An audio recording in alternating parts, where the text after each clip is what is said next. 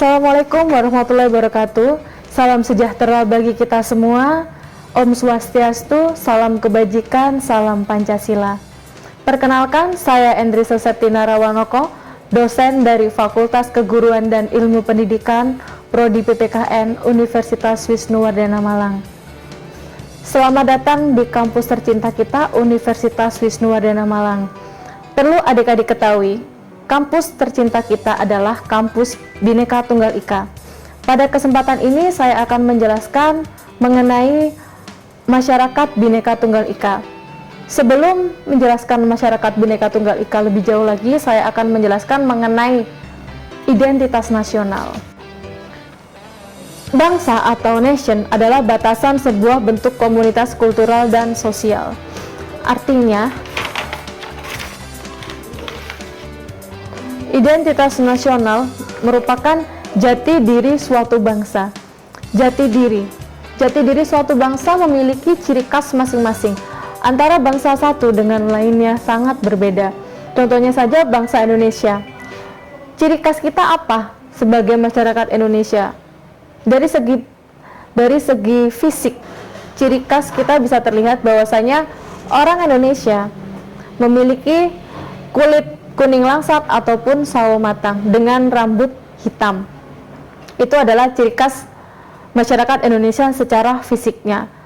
Dari segi penghasilan atau mata pencarian, masyarakat Indonesia ada yang bercocok tanam, ada yang nelayan, ada yang menjadi guru, ada yang menjadi berbagai macam pekerjaan yang ada di Indonesia.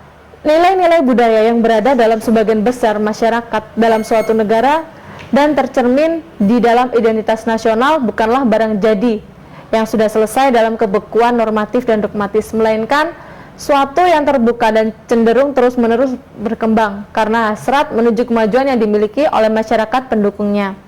Artinya, bahwa identitas nasional merupakan konsep yang terus-menerus direkonstruksi, tergantung dari jalannya sejarah. Selanjutnya, setelah menjelaskan identitas nasional, identitas nasional memiliki keterkaitan antara satu dengan yang lainnya. Identitas nasional sering berhubungan dengan tiga hal. Yang pertama, identitas nasional menjadi bagian yang konstitutif identitas pribadi. Yang kedua, identitas nasional berhubungan dengan etnis. Etnis adalah suatu golongan manusia yang anggota-anggotanya mengidentifikasi dirinya dengan sesamanya. Lalu yang ketiga, proporsi politik. Secara historis, penguasa negara telah menjadi kendaraan utama yang mengklaim tekad nasional telah terwujud. Setelah menjelaskan mengenai identitas nasional, saya menjelaskan mengenai multikulturalisme. Multikulturalisme mengandung dua pengertian, yaitu multi yang berarti plural, kulturalisme yang berarti budaya. Plural mengandung arti yang berjenis-jenis, karena pluralisme bukan berarti sekedar pengakuan adanya hal-hal yang berjenis-jenis, tetapi juga mengakui hal tersebut mempunyai implikasi politis, sosial, dan ekonomi. Oleh sebab itu, pluralisme berkaitan dengan prinsip-prinsip demokrasi dalam tata dunia atau masyarakat.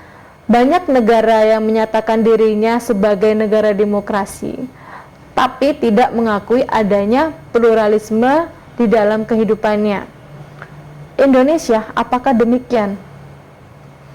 Jika kita melihat kehidupan kita sehari-hari, masyarakat kita terdiri dari berbagai masyarakat, berbagai latar belakang yang berbeda, memiliki keanekaragaman yang berbeda, memiliki keanekaragaman budaya yang berbeda, berbagai macam bahasa yang berbeda juga.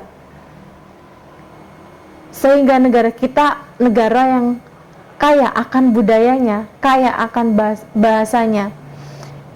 Indonesia memiliki berbagai ragam budaya, dari mulai budaya pewayangan, budaya tari remo, budaya reok Ponorogo, dan lain sebagainya yang masih saja banyak yang tidak bisa saya sebutkan yang ada di Nusantara ini. Berbagai macam budaya yang kita miliki, artinya budaya tadi plural, banyak budaya yang kita miliki. Pandangan multikulturalisme dalam masyarakat Indonesia dalam praktik kenegaraan sudah lahir sejak zaman dahulu. Lambang Bhinneka Tunggal Ika yang bermakna keragaman dalam kesatuan dapat menumbuhkan rasa cinta terhadap tanah air serta perbedaan dan keragaman budaya dan masyarakat Indonesia. Multikulturalisme adalah konsep yang dianggap mampu menjawab tantangan perubahan zaman dengan alasan multikulturalisme merupakan sebuah ideologi yang mengagungkan atau mengusung perbedaan budaya atau sebuah keyakinan yang mengakui dan mendorong terwujudnya pluralisme budaya sebagai corak kehidupan masyarakat. Multikulturalisme akan menjadi pengikat dan jembatan yang mengakomodasi perbedaan-perbedaan termasuk perbedaan suku bangsa dalam masyarakat yang multikultural. Berbagai macam multikulturalisme yang ada di Indonesia, berbagai macam budaya yang ada di Indonesia, perlulah kita membangun pendidikan multikultural, maka kita harus membangun pendidikan multikultural di Indonesia yang membutuhkan beberapa dimensi. Ada 5 dimensi yang harus kita capai untuk membangun pendidikan multikultural. Yang pertama, right to culture dan identitas budaya lokal. Yang kedua, kebudayaan Indonesia. Yang ketiga, konsep pendidikan multikultural normatif. Yang keempat, pendidikan multikultural merupakan rekonstruksi sosial. Dan yang kelima, pendidikan multikultural bertujuan untuk etika dan pendidikan bangsa. Dari identitas nasional, lalu terciptalah masyarakat yang multikultur. Masyarakat yang memiliki keanekaragaman budaya, keanekaragaman bahasa, dan masyarakat yang memiliki ciri khas masing-masing pada daerahnya dan memiliki latar belakang yang berbeda-beda pula. Lalu terciptalah masyarakat Bhinneka Tunggal Ika. Nah, masyarakat Bhinneka Tunggal Ika pada dasarnya memiliki landasan yuridis. Landasan yuridis yaitu menyangkut aturan perundang-undangan yang mendasari Bhinneka Tunggal Ika. Landasan yuridis secara hierarkis Bhinneka Tunggal Ika dapat ditelusuri pada Undang-Undang 1945. Pada tahun 1951, bangsa Indonesia dengan peraturan pemerintah nomor 66 tahun 1951 menetapkan lambang negara bagi negara-negara yang diproklamasikan pada tanggal 17 Agustus 1945. Ketetapan tersebut dikukuhkan dengan perubahan Undang-Undang 1945 Pasal 36A yang menyebutkan lambang negara ialah Garuda Pancasila dengan semboyan Bhinneka Tunggal Ika yang menggambarkan keanekaragaman komponen bangsa yang harus dihormati, didudukan dengan pantas dan dikelola dengan baik. Dengan demikian terjadilah suatu kesatuan dalam pemahaman dan mendudukan pilar-pilar tersebut dalam kehidupan berbangsa dan bernegara. Selain landasan yuridis, ada landasan historis masyarakat Bhinneka Tunggal Ika. Landasan historis adalah fakta-fakta sejarah yang dijadikan dasar bagi pengembangan masyarakat Bhinneka Tunggal Ika. Landasan historis Bhinneka Tunggal Ika membentang mulai dari kehidupan sejarah, yaitu kehidupan sejarah Kerajaan Majapahit, perjuangan bangsa Indonesia melawan penjajah, proklamasi kemerdekaan hingga perjuangan mempertahankan dan mengisi kemerdekaan Indonesia. Tujuan masyarakat Bhinneka Tunggal Ika tidak hanya memiliki perspektif waktu ke masa lampau yang berisi alasan-alasan historis, perlunya perilaku tertentu bagi generasi muda. Pada dasarnya, tujuan Bhinneka Tunggal Ika merumuskan segala sesuatu yang penting di masa lampau, masalah yang dihadapi pada masa sekarang, dan cita-cita tentang kehidupan ideal untuk masa depan Negara Kesatuan Republik Indonesia. Bhinneka Tunggal Ika termuat dalam Kakawi Sutasoma yang ditulis oleh Empu Tantular pada masa Kerajaan Majapahit. Bhinneka Tunggal Ika Tanhana Dharma Mangwa, yang artinya yang dua itu adalah satu juga, tidak ada pengabdian yang mendua. Ini adalah makna ketika kalimat itu dibuat pada zaman Majapahit. Baiklah, berikut sudah saya jelaskan mengenai identitas nasional dan multikulturalisme hingga terjadilah masyarakat Bhinneka Tunggal Ika. Jadi pada intinya, sedikit penjelasan saya mengenai multikulturalisme, identitas nasional hingga terciptalah masyarakat Bhinneka Tunggal Ika, masyarakat yang terjadi atas berbagai macam perbedaan.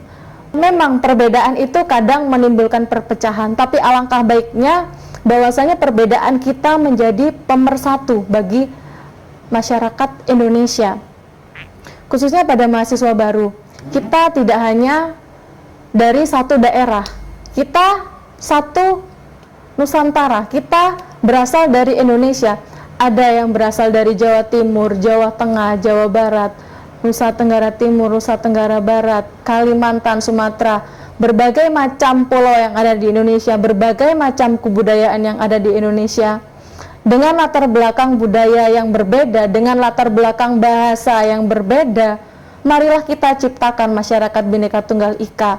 Marilah kita ciptakan kerukunan bersama di dalam Indonesia ini. Marilah kita ciptakan kerukunan bersama untuk menjadi Indonesia baru, untuk menjadi generasi penerus, bahwasanya Indonesia itu bersatu karena kita berbeda, bukan berbeda yang membawa perpecahan, tapi perbedaan itulah yang memperkokoh kita, perbedaan itulah yang menjadikan kita menjadi satu. Kesimpulan materi hari ini, biarpun kita memiliki budaya yang berbeda-beda, memiliki keragaman bahasa, memiliki latar belakang yang berbeda-beda juga, tetap kita satu, tetap kita Indonesia. Terima kasih. Demikian materi yang saya sampaikan. Terima kasih atas perhatiannya. Kurang lebihnya mohon maaf. Wassalamualaikum warahmatullahi wabarakatuh.